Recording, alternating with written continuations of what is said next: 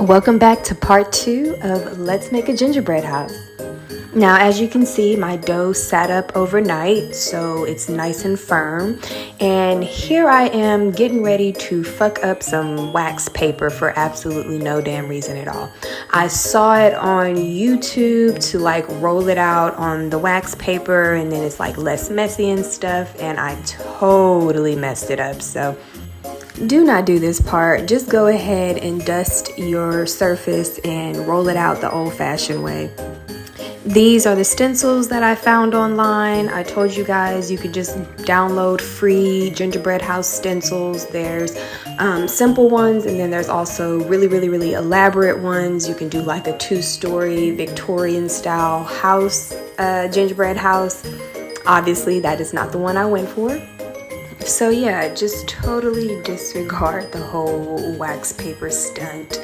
I think it was probably right around here that I realized I totally screwed that part up and I needed to just scrape it all off the wax paper and start over.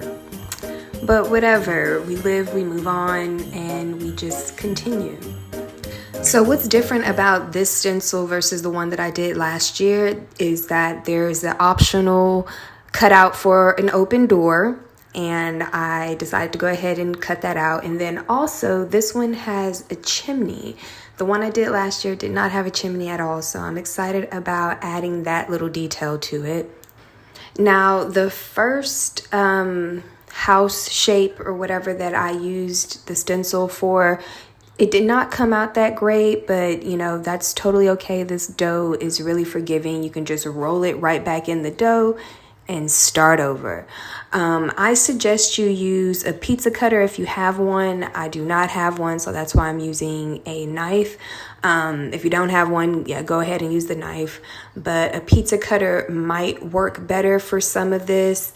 And then you might still want to use a knife for some of the really fine points. Like when I cut out the chimney, I had to use a knife for that because it's just so small. You wouldn't be able to get a pizza cutter through it. But yeah, so just trace the stencil. Super easy. You want to spray down a pan with some nonstick Pam or something. Preheat your oven for 350 and just continue to cut out your stencils.